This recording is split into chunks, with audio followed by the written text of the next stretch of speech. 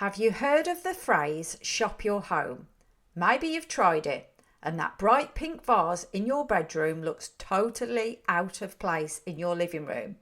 Today I'm going to break down what shopping your home actually is, how to do it properly, and why a colour palette is the key to getting it right.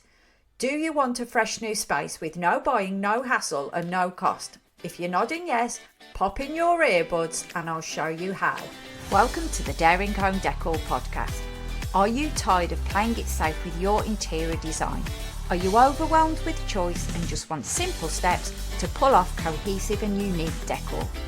I'm your host Cara Baker, virtual interior designer and bold decor coach. I'll help you get brave, find your style and create a home with pizzazz. So grab your paintbrush, put on those overalls and let's get decorating. Welcome to the show. It's great to have you here, and today I'm going to be talking about how to shop your home the easy way. And if you're thinking, what does that even mean, then stick around because all will become clear. Now, you might think that shopping your home sounds like a good idea, and maybe you've tried it or thought about it and it hasn't actually worked in real life. Maybe you've got the look and the designs that you like, but they don't actually work across rooms.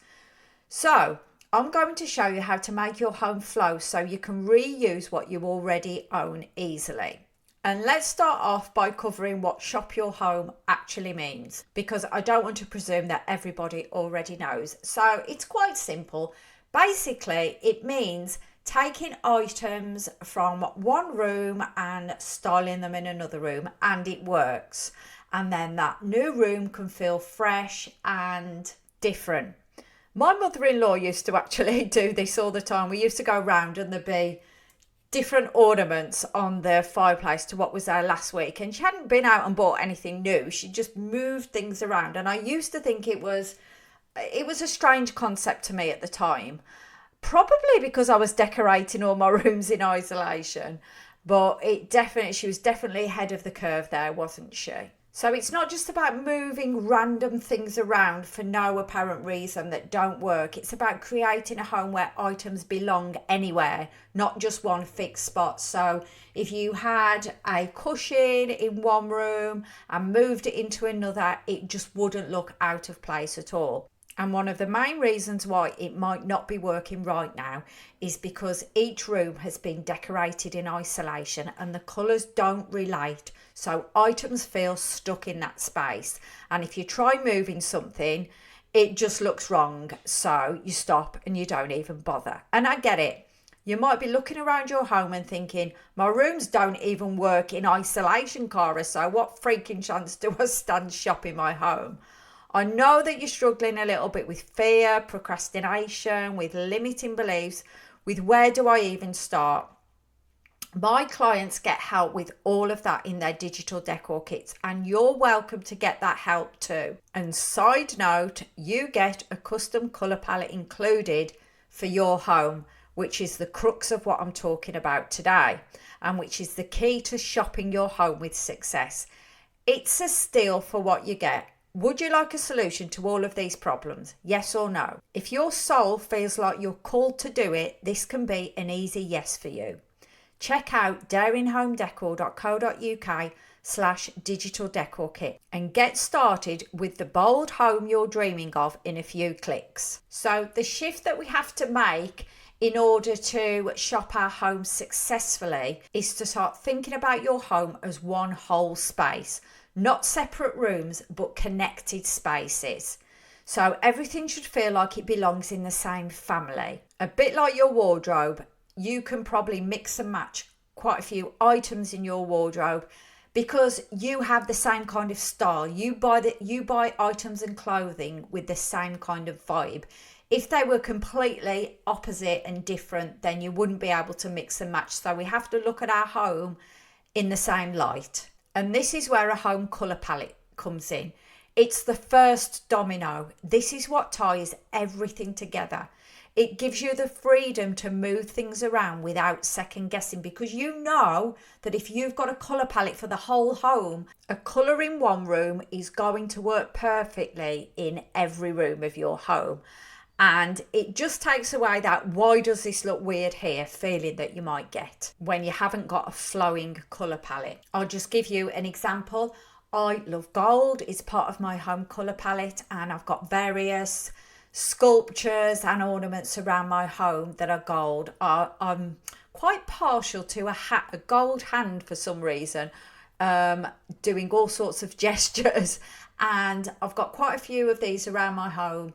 I have moved these hands from one room to another, and they look absolutely great and absolutely fine in every room that I move them to. If you compare that to, say, for example, if you had one orange room and then one purple room, and you had a purple picture in the one room and thought, oh, I will go and put that purple picture up in my orange room where everything's orange, and it just doesn't look quite right or doesn't fit. Whereas if the colour palette is cohesive and maybe your orange room has got a little bit of purple in it already, then it's going to look great. I'm not really feeling orange and purple as a colour palette together. So don't take that as inspiration, please. Although, you never know, it could look fabulous. So we don't want things to clash or look jarring when we move them from room to room.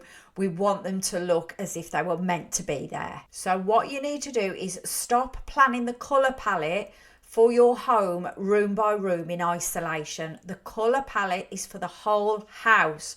We don't want a purple room and an orange room and a peach room and a red room and a yellow room. We want a colour palette for the whole house, and each room incorporates or takes even a little bit of that colour palette into it. We want to think about flow and ease in our home. Our homes should work with us. Your home should work with you, not trap your decor in one place. So the benefits of shopping your home are you can refresh a space without spending money. As I told you, my mother-in-law used to go around, oh, you've had some new ornaments. No, I didn't. They were over there last week. I've just moved them over here. You feel like you've got a fresh new space without any time, money or effort. A thing that I heard about on an organisation programme was with regards to children's toys. What they said is, because I'm sure you'll agree, our kids have got too many toys these days. They've got so many toys that they've got no toys. Does that make sense? I know I keep using clothes and wardrobes as analogies, but my husband, now he's got more clothes, Andy, he'll say to me, I don't know what to wear. And I'll say, yeah, you never used to say this. You've got too many clothes. And that's what happens. The more you've got of something, the less you've got of something in a way. And this can happen, as I mentioned, with children's toys too, where they've got so much they just don't know what to play with. And I've seen an idea in an organisation show where they say, put out so many toys for your kids to play with for, say, a month or 2 months. And then after the month is over, put all those toys away somewhere and get out a new batch of toys. But when I say new batch, you've already got them. And then the kids feel like they've got new toys, but they haven't. You're just swapping them out. This works exactly the same way. It's not about having more stuff. It's about making what you have work together. And a colour palette is the foundation for this.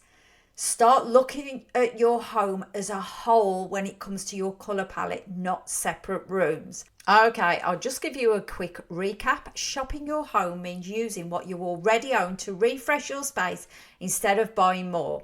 It only works when your home feels connected and not random. Applying a colour palette to each room separately is what's making everything feel disjointed.